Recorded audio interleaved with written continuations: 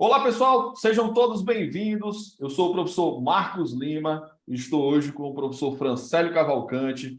Nós vamos conversar sobre lucro real, um assunto magnífico. A gente sabe que quando a gente começa a falar sobre lucro real, a gente transborda de tanta emoção de conteúdo e sempre a gente está trazendo conteúdo aqui semanalmente. E hoje o professor Francélio Cavalcante, essa ilustre presença. Quero agradecer aqui a presença do professor, onde nós vamos falar sobre adições e exclusões ao lucro real. Professor, seja bem-vindo.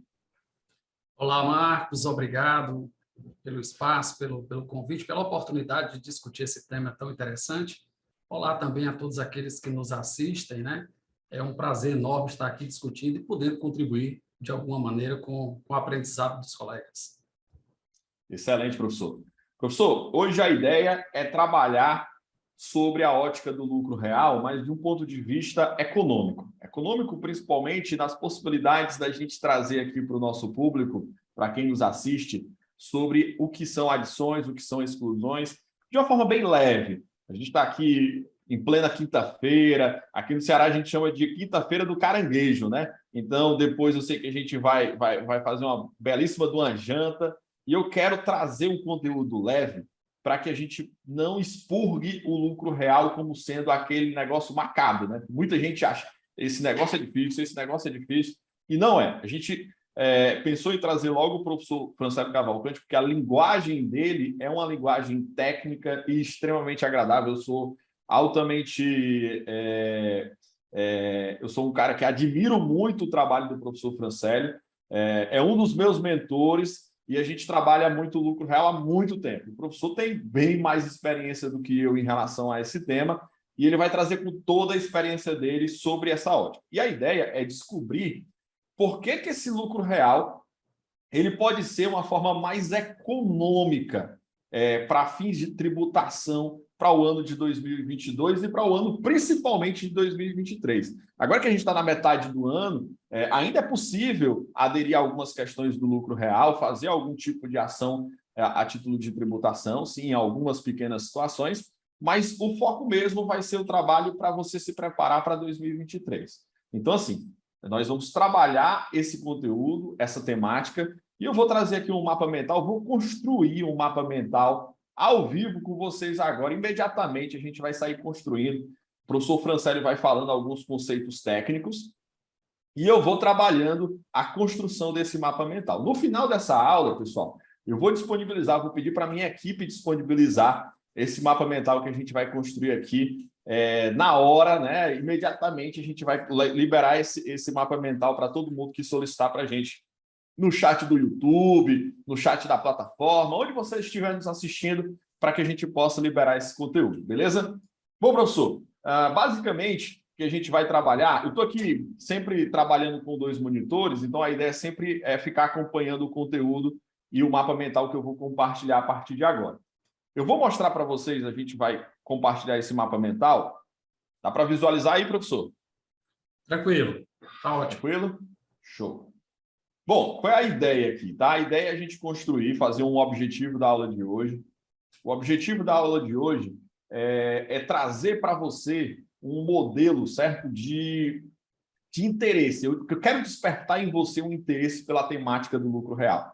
E não só a temática do lucro real, mas quando a gente fala em lucro real, a gente fala em contabilidade pura e contabilidade na prática da informação. Eu vou lá coletar a informação, eu vou registrar aquilo contabilmente, eu vou ver o impacto daquela informação técnica diretamente numa apuração tributária.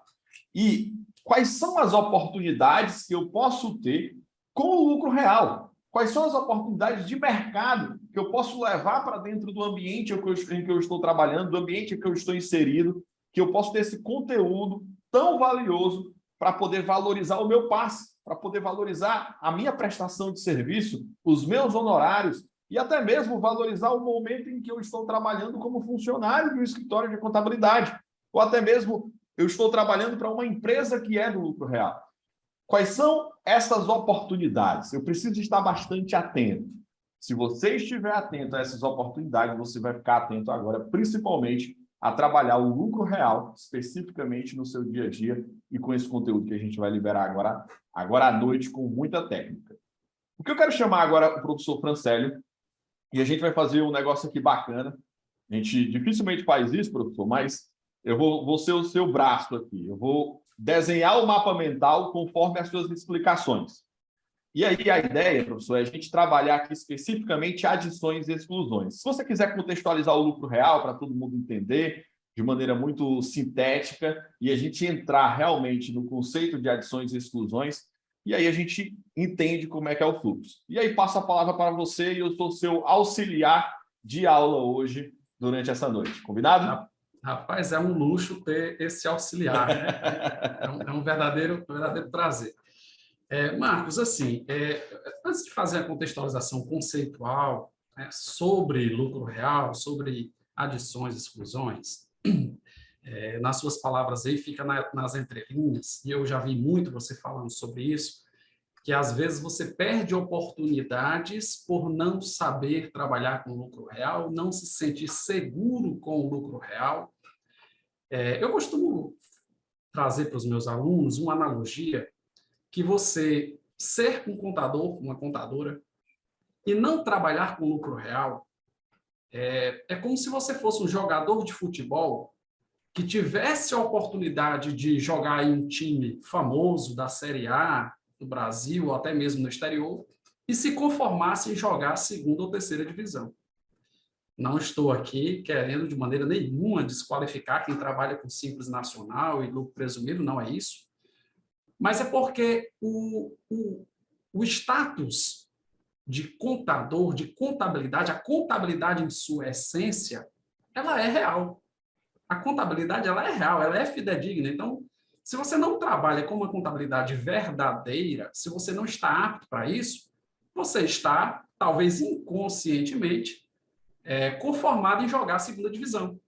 E, na realidade, a maioria dos profissionais, pelo menos aqueles que estão nos acompanhando, aqueles que acompanham o nosso trabalho, certamente querem um pouco mais, querem algo a mais, não querem simplesmente ficarem como eternos executores, sem entender exatamente aquilo que estão fazendo. Então, se você não se conforma em ficar ali na segunda divisão, se você quer jogar nos times de primeira divisão, você tem que estar pronto para quando essa oportunidade chegar, você estar apto, né? E dizer, pode deixar que eu resolvo isso, tá? É muito triste, Marcos, quando nós nos deparamos com profissionais que têm muito potencial, mas que não conseguem despertar em relação a isso. Ontem mesmo, dando um rápido testemunho aqui, eu recebi uma ligação de uma ex-aluna que assumiu a contabilidade de uma indústria recentemente e está perdida, porque ela não estava muito segura em relação aos custos, em relação a como esses custos seriam apropriados no lucro real, qual era o impacto disso no resultado. Ou seja, ela tem muito potencial, mas a oportunidade chegou e talvez ela não esteja tão preparada assim, né? Ela é consciente que deveria ter se preparado mais. Então, aquela premissa de que sorte é oportunidade com a competência. Então, você tem que ter a oportunidade, mas tem que ter a competência de estar ali apto a fazer, tá? Então, fazendo essa primeira colocação, né, o lucro real, de fato, é quem lhe credencia a dizer, não, estou apto a trabalhar com qualquer empresa, uma empresa sem fins lucrativos, uma empresa de grande porte, enfim, qualquer tipo de organização, tá? Bom, você também comentou há pouco, Marcos, que nós temos agora uma expectativa de estudarmos o lucro real, né, olhando para o próximo ano, olhando para 2023, e que, em algumas situações, nós temos também a oportunidade de aplicar já este ano. Claro, primeiro porque você já pode ter empresas de lucro real, né, ao longo desse ano, já está acontecendo. Mas nós temos ainda duas situações, Marcos, que deveriam ser exceção, mas que elas se repetem com uma certa frequência, que são aquelas empresas que não estão estruturadas em relação à sua contabilidade e sequer fizeram a opção do regime tributário a essa altura do campeonato. Então, né, quem já estuda o assunto pode dizer assim, não, professor, mas a opção do lucro real é pelo primeiro pagamento do ano e tal, eu já fiz essa opção lá atrás. Por incrível que pareça, existem muitas empresas que ainda estão nesse arrastado, que ainda não conseguiram ainda se definir, tá? Então, temos esse cenário. E temos um outro cenário que também não podemos esquecer, que são aquelas empresas do Simples Nacional, que, na maioria das vezes, porque estouraram o faturamento ou por conta de uma atividade impeditiva, vão ter que mudar de regime de tributação. E aí, se você não está apto ao lucro real, você naturalmente vai tentar encaixar essa empresa no lucro presumido, que pode não ser a melhor alternativa. Então, você tem que ficar atento a isso também, né? Isso sem contar em planejamento tributário, comparativos tributários, revisões tributárias, etc., que você precisa do conhecimento do lucro real. Então, nós temos toda essa situação, nós temos todo esse panorama a ser explorado. Tá?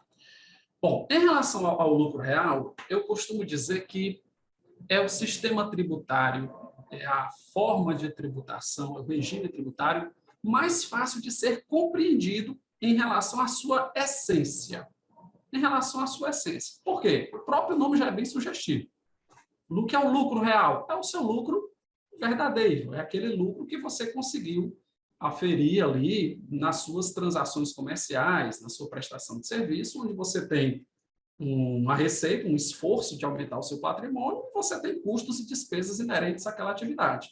No final, quando você confronta todas essas contas, você vai ter um resultado, esse resultado que espera-se ser positivo, você tem um lucro real. Então, o conceito de lucro real ele é muito simples. Então, o objetivo do lucro real é você identificar quanto de fato você teve de acréscimo patrimonial, quanto você teve de resultado, e a partir disso você atender à legislação no que tange ao cálculo do tributo, às obrigações acessórias, enfim, você cumprir toda aquela parte principal e acessória decorrente de uma contabilização verdadeira. Então, isso é o conceito de lucro real. Tá? Não sei se eu já estou falando demais, se eu já estou passando aqui do ponto, é porque o tema é interessante, a gente acaba se empolgando, né, com o conteúdo. Mas o fato, Marcos, é assim, o que eu percebo e que eu vejo que existe uma certa barreira de alguns profissionais, de alguns colegas, quando a temática é lucro real, justamente por achar que esse bicho-papão, que é um negócio muito difícil, que eu não vou conseguir, ou então que é só para empresa muito grande, esse é o maior mito de todos. Às vezes, você olhando para uma verdade, você cria outras verdades que não são necessariamente verdade. Então, parece uma conversa filosófica, né? Mas é assim, qual é a primeira verdade? Toda empresa grande é lucro real. Fato. Toda empresa grande. O que é grande, professor? Os critérios de faturamento, aquelas empresas que estão faturamento. Que a Receita Federal diz, olha, a partir de agora você precisa necessariamente tributar o seu lucro nessa modalidade. A partir dessa afirmativa de que toda empresa grande é lucro real, as pessoas muitas vezes invertem a ordem da frase e dizem assim, para ser lucro real tem que ser empresa grande, o que não é verdade. Então, veja, as empresas grandes, sim, são tributadas pelo lucro real, mas não necessariamente você precisa ser grande para ser tributado pelo lucro real. Na realidade, o lucro real, ele é o regime mais democrático de todos. Qualquer empresa, qualquer organização, ela pode ser tributada pelo lucro real. Então, se você precisa aprender um dos regimes, é o lucro real, porque ele vai se enquadrar desde a grande empresa, a multinacional, exportadora, etc., até mesmo aquela pequena empresa comercial que, por fins de comparativo tributário, você acaba identificando que o lucro real é muito mais interessante. Tá? E aí, uma das questões que sempre vem à tona é o seguinte, olha, no lucro real, que é teoricamente mais difícil, mas nós vamos descomplicar isso, nós vamos mostrar que não é assim, que a coisa não é complicada assim. Eu fico muito mais confortável em não ir para o lucro real, porque eu tenho normalmente uma alternativa, que é o lucro presumido. Né? E no lucro presumido, a regra é mais clara, é mais fácil, dá menos trabalho, etc., etc. Nesse caso, Marcos, eu costumo fazer uma provocação e deixo, né, os alunos e os colegas normalmente chegarem à conclusão sozinhos, que a provocação é o seguinte: sempre que você senta em uma mesa de negociação, rarissimamente, mas muito raramente, para qualquer assunto que seja, pode ser você e o seu irmão, você e o seu pai, você e a sua esposa, você e um colega de trabalho, rarissimamente, você tem iguais condições de negociação. Normalmente, você tem alguém que tem mais poder em uma negociação. Tá? Quando é uma relação de venda, o cliente tem o poder, porque ele pode decidir onde ele vai colocar o dinheiro dele. Se é uma relação de funcionário, empregador, empregado, o empregador tem mais poder, porque ele pode demitir o empregado, o inverso não acontece. Então, você sempre tem esse descompasso. Na relação tributária, quem tem esse poder é o fisco. Não é verdade? O fisco é quem tem esse poder. E observe, ele tem o poder de taxar no lucro presumido um percentual de um suposto lucro. Aí eu pergunto, aí vem a provocação. Você acha que, se esse lucro presumido fosse desvantajoso para o fisco, ele lhe daria tanta alternativa assim? É uma questão de reflexão, né? Claro, não estou dizendo aqui, longe disso, de afirmar que o lucro real sempre é a melhor opção. Não, você sempre precisa fazer um comparativo tributário, um planejamento tributário. Você precisa investigar todas as minúcias, as questões que envolvem aquela empresa, tá? Não estou afirmando aqui que o lucro real sempre é a melhor opção. Mas, muitas vezes, sim, é a melhor opção. Então, você precisa estar preparado para checar se essa afirmativa é verdadeira ou não. E desconfie quando a coisa for muito fácil, tá? Por quê? Porque se fosse realmente algo desvantajoso para o fisco, ele já teria eliminado esse sistema de tributação, ele já teria aumentado os alíquotas, ele já teria feito alguma coisa nesse sentido, tá? Então, voltemos agora para o lucro real. Então, o objetivo do lucro real, como já está colocado aqui em tela, né? É você identificar, de fato, qual é o resultado contábil que aquela empresa auferiu. Pronto, aqui eu tive essa receita, tive esses custos, essa despesa, aqui está aqui o meu resultado. Esse resultado, ele vai ser, a priori, num primeiro momento, ele vai ser o valor que será oferecido à tributação. Certo? Ele vai ser o valor que vai ser oferecido à tributação. Então, imagine aí que eu tive uma receita de 100, tive custos e despesas de 70, tive um resultado de 30. A priori, esses 30 será a base de cálculo dos tributos diretos. Quando nós estamos falando de lucro real, nós estamos nos referindo a tributos diretos federais. Nós estamos falando de IRPJ e contribuição social sobre o lucro líquido, tá? Então, se você quiser, professor, eu nunca estudei lucro real, né? Qual a primeira coisa que eu tenho que entender? Que quando nós estamos falando de lucro real, nós estamos nos referindo a um regime de tributação. O que é um regime de tributação? É um conjunto de regras sobre determinado ou determinados tributos. Que tributos são esses? Os tributos diretos, imposto de renda e CSLL. Então, veja, se você teve uma receita de 100, uma despesa de 70 e um resultado de 30, como nós estamos vendo aqui, no primeiro momento, o que será tributado? Qual valor será a base de cálculo para esses tributos diretos? Isso de uma maneira ainda muito, muito simplista, tá? 30.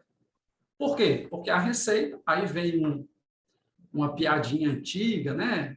Olha, a Receita Federal é o sócio indesejado, é um sócio que você vai carregar o resto da vida e tal. Não deixa de ter o seu fundo de verdade. Por quê? Porque ele participa na distribuição dos resultados. Daquele seu resultado, uma fatia desse valor será destinada para o governo federal através desses dois tributos, IRPJ e CSLL. Então, veja, no lucro real, eu tenho a apuração do valor contábil, onde esse valor contábil, no primeiro momento, seria a base de cálculo do IRPJ e da CSLL. Então, esse é o conceito de lucro real, é a lógica de apuração do lucro real. E, como eu falei há pouco, é o regime tributário mais fácil de se explicar. Quando a gente vai explicar lucro presumido, você tem que explicar o que é uma presunção, qual é o tipo de atividade, as exceções. Aqui não. No lucro real, você compara suas contas de resultado, receita, despesas e custos, e aí você vai ter esse resultado, que, a priori, você tem uma condição, né? Você precisa satisfazer uma condição para que esse resultado seja tributado. Essa condição é que esse resultado seja positivo. Então, esse resultado seja positivo. Se fosse aí o inverso, se a receita fosse 70, as despesas fossem de 100, tivéssemos um prejuízo de 30, naquele momento, nós não teríamos tributação, tá? E aí você pode se perguntar, professor, mas você acabou de dizer que a Receita Federal é um sócio. E quando o sócio, né, está participando de fato da empresa, ele suporta prejuízos, né? Bom, no caso da Receita Federal, ele não quer essa parte, tá? Se você está com prejuízo, você suporte por enquanto esse prejuízo até a gente ter um resultado positivo e podemos compensá-lo, tá? Isso é um assunto mais à frente, um assunto que a gente trata, né, em um outro momento, para a gente não perder o foco aqui, que são as adições e exclusões. O fato é que esse resultado, uma vez apurado, uma vez proveniente da contabilidade, ele seria a base de cálculo do IRPJ e da CSLL. Só aí, Marcos, nós temos uma questão impositiva, e foi o que eu falei há pouco. Olha, numa negociação, alguém sempre tem mais poder do que o outro. Rarissimamente você chega em condições iguais. Nesse caso aqui, a Receita Federal, que é o seu sócio indesejado, ele tem o poder de vetar algumas despesas. Ele tem o poder de acrescentar alguma receita. Ou seja, ele tem o poder de interferir nesse cálculo contábil. Olha, veja bem, se esse resultado contábil ele veio da apuração de receitas, custos e despesas da sua contabilidade, a priori, esse valor de 30 é imutável, porque o resultado econômico ele já foi apurado. Os desembolsos, os recebimentos, eles já aconteceram ou eles irão acontecer, porque essa contabilidade é feita pelo regime de competência. Mas existe a expectativa de recebimento, existe a expectativa de pagamentos. Então, eu não tenho como alterar esses 30. Contabilmente, eu já elegi as melhores práticas contábeis, segui as normas, né, os princípios, eu já fiz tudo que eu tinha de fazer. Só que nós temos o poder interventor do fisco. E aí, esse poder interventor do fisco faz com que esse 30 não necessariamente será a base de cálculo do IRPJ e da CSLL. Nesse momento, nós vamos ter que tratar de dois resultados diferentes. Eu vou ter o resultado contábil, que é o 30, no nosso exemplo aqui, esse número que nós estamos vendo, é o valor de 30. Mas esse resultado contábil, ele não necessariamente será o resultado fiscal. Ele não necessariamente será o resultado que vai ser a base de cálculo do IRPJ e da CSLL. Como assim, professor? Como assim não será esse resultado? Ele pode não ser esse resultado. Por que ele pode não ser esse resultado? Porque nós temos o poder interventor do fisco ao intervir nas receitas e nas despesas. Essas intervenções são as adições e exclusões. Então, conceitualmente, o que é que são as adições e as exclusões? São intervenções que, por força normativa, por força de lei, a Receita Federal, claro, através dos atos do Poder Executivo, dizem, olha, isso pode, isso não pode.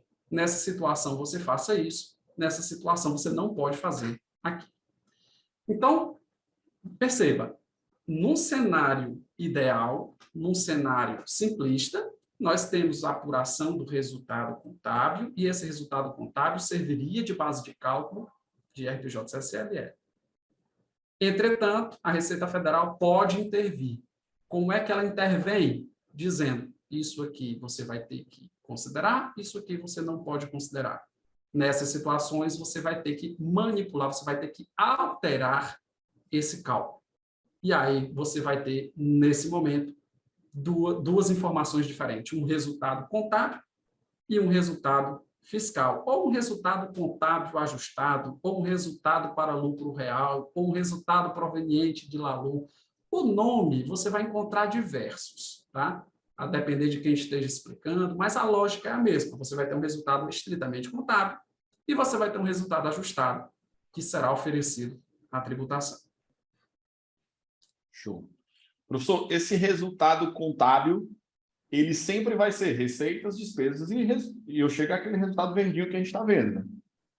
Mas esse resultado fiscal, professor, como é que eu consigo... Você está me dizendo, sempre por força de lei. Existe algum bizu, alguma dica que eu possa identificar o que é que pode ser uma adição, o que é que pode ser uma exclusão? Parece aquela coisa de concurso, né? Ah, qual é a dica de hoje? A dica de os caras hoje, vão lá, Os caras vão lá para aquelas aulas de concurso, colocam o óculosão de Ray-Ban e começa agora a dica da adição, a dica da exclusão. Qual seria a sua dica, professor, para identificar? Porque você sabe que a maioria dos alunos, poxa, como é que o cara pega aqui uma nota fiscal? Será que isso aqui é uma adição? Será que isso aqui é uma exclusão? É a maior dúvida de quem começa com o lucro real, né? É verdade, é verdade. Até porque, Marcos, assim, certa vez, ministrando uma disciplina de contabilidade tributária, um aluno disse: professor, onde é que eu encontro todas as adições e todas as exclusões?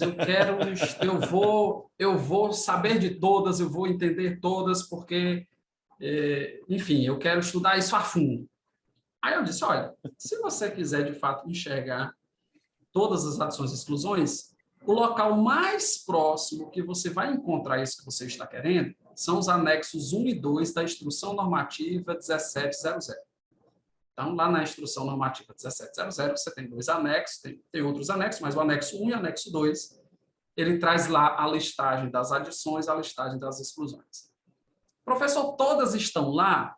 Não, estão quase todas. Estão todas aquelas discricionárias, todas aquelas que você consegue enxergar exatamente o que é a adição e o que é a exclusão. Mas, até lá, você tem que entender, e mais importante do que decorar uma listagem, até porque é enorme, tá, Marcos? Se você conhece tão bem quanto eu, você sabe lá que são páginas e mais páginas e adições, e que você, depois da terceira página, você já acha que já está repetindo, porque parece aquilo que você já leu antes.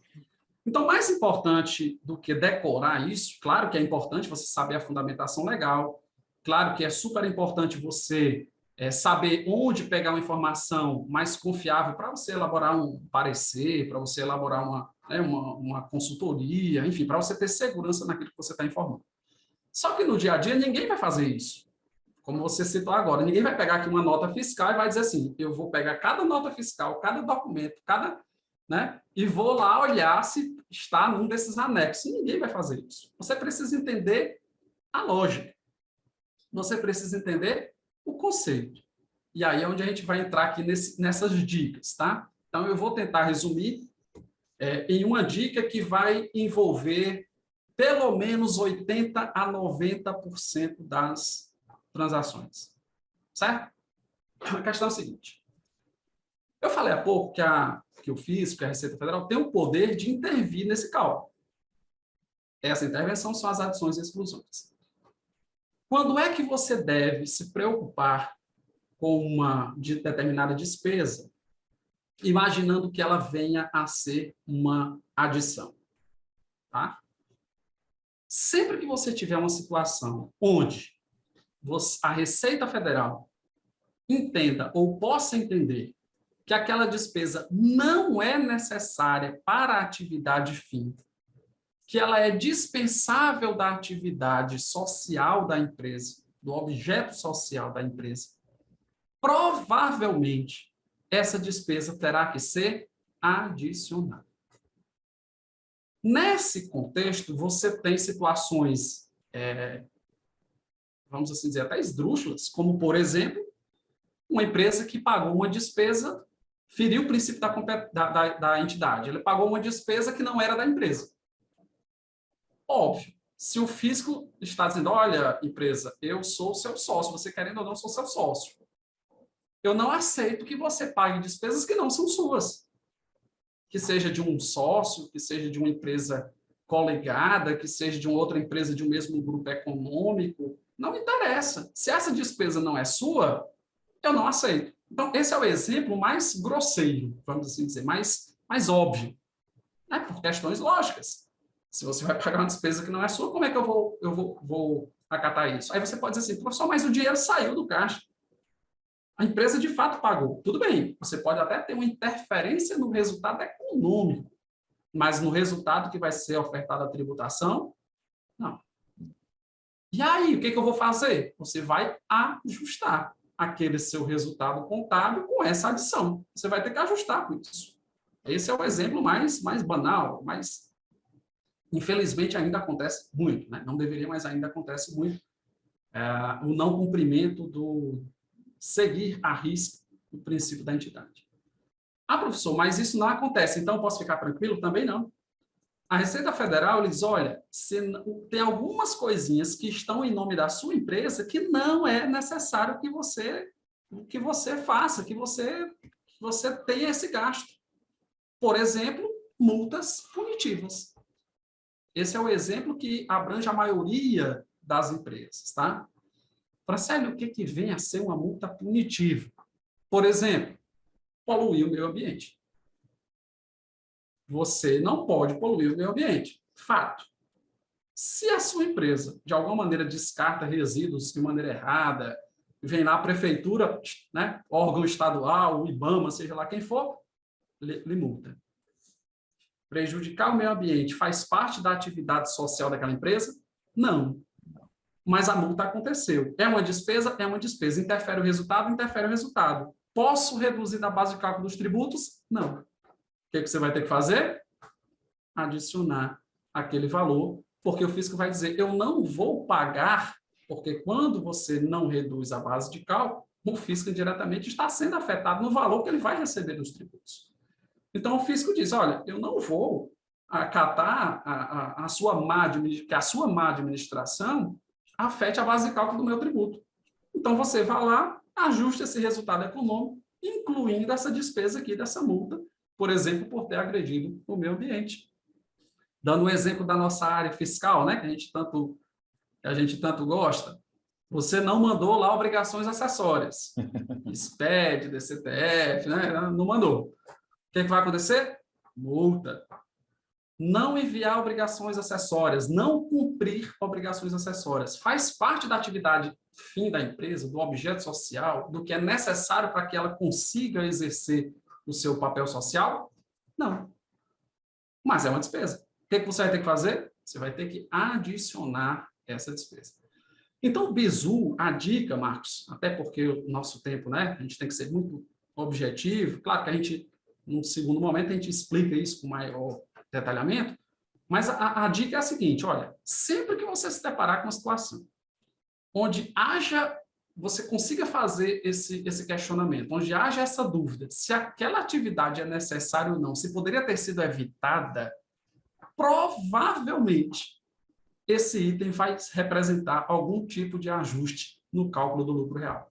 Provavelmente ele será uma adição, certo? Então, você vai ter essas situações, aí você tem multa de trânsito, multas, né, por descumprimento de obrigações acessórias, você vai ter essas penalizações relacionadas ao meio ambiente, gastos que vão ferir o princípio da entidade. Enfim, você vai ter essas situações onde você não deveria exercer aquele pagamento, aquele reconhecimento de despesa, mas o fez. Se você o fez, então isso vai ter que ser ajustado. Então, com essa dica, você vai conseguir despertar a dúvida.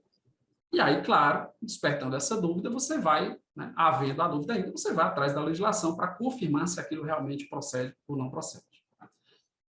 Quando nós realizamos uma adição, que é um desses ajustes, essa adição, ele aumenta a base de cálculo do tributo. Então, voltando lá para o nosso exemplo, nós tínhamos uma receita de 100, uma despesa de 70, um resultado de 30.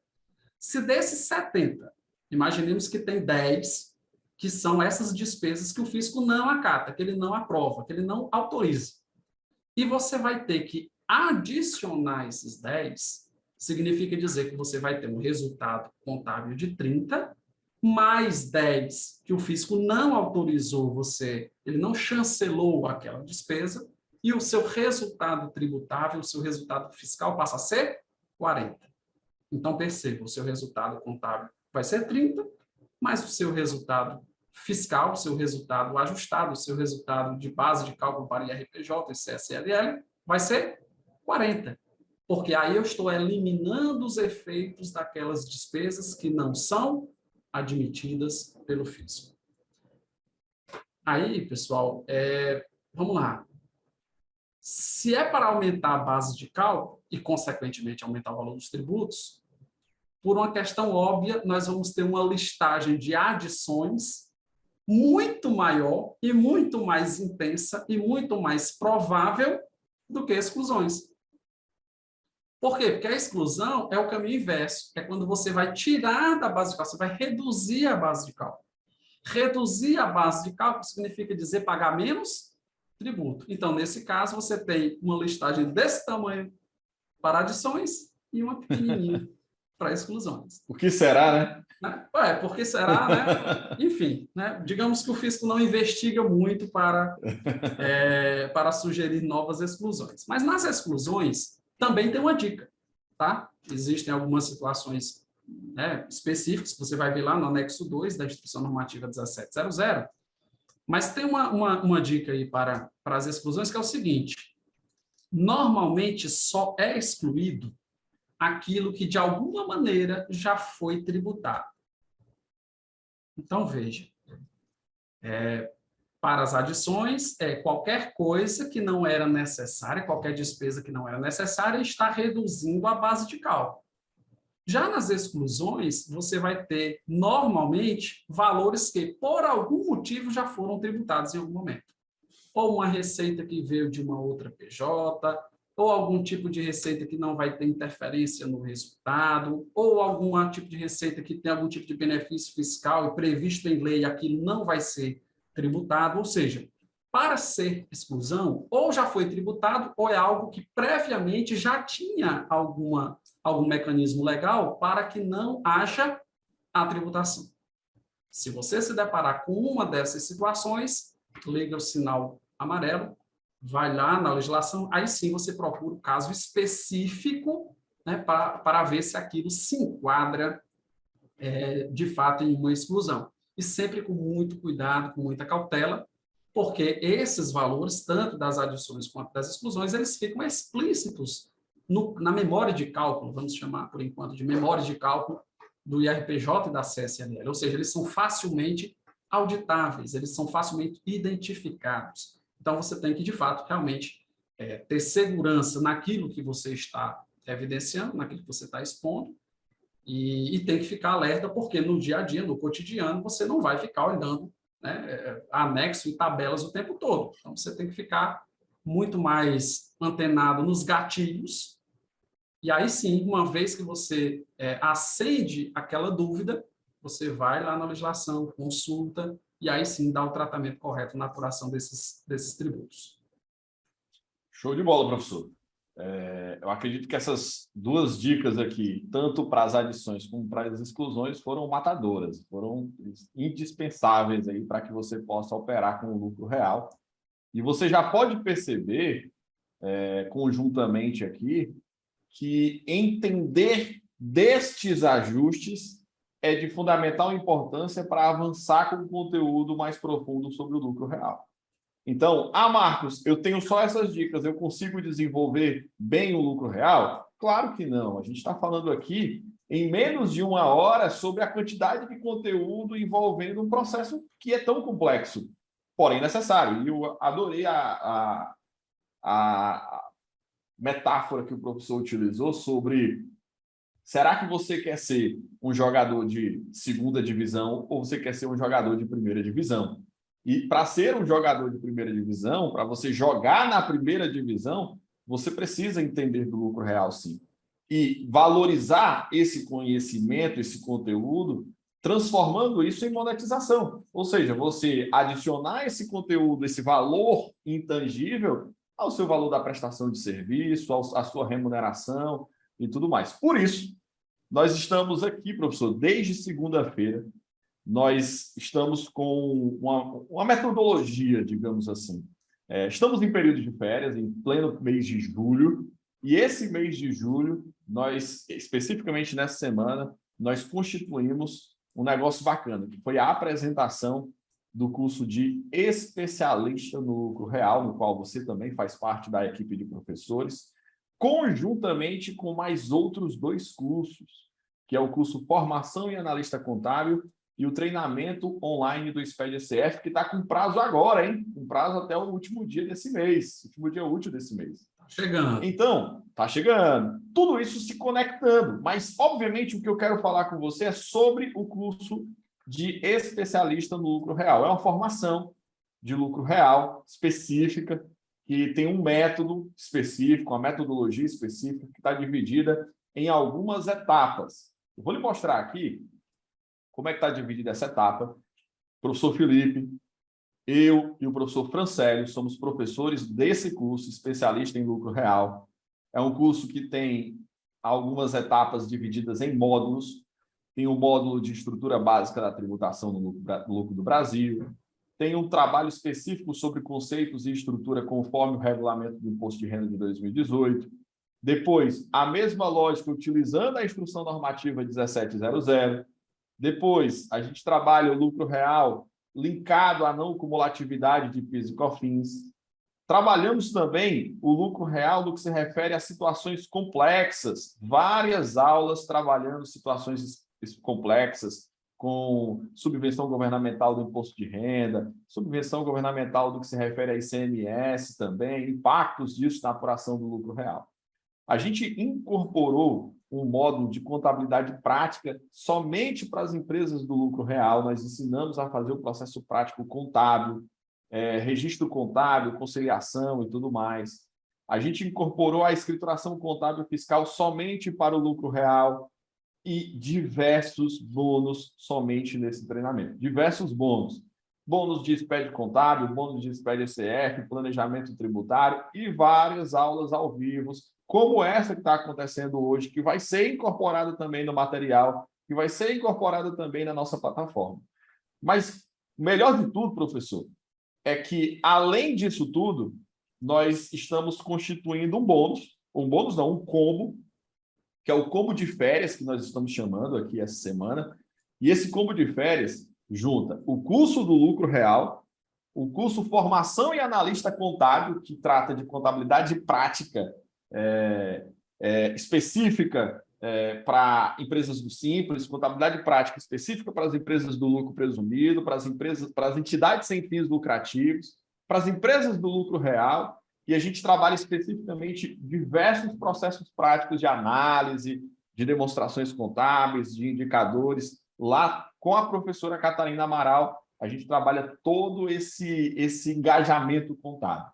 E também o treinamento de SPED-ECF. Então, a gente juntou tudo.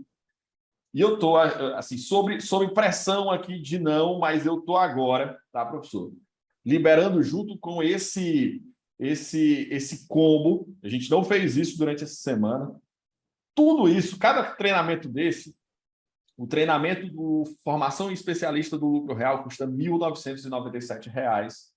O treinamento do Formação e Analista Contábil custa R$ 1.997, ou seja, eu tenho aí quase R$ 4.000, 2 treinamentos, e o SPED-ECF mais R$ 197, ou seja, R$ 2.200, e a gente está juntando tudo num lugar só, fazendo um combo. Somente até amanhã esse combo vai durar.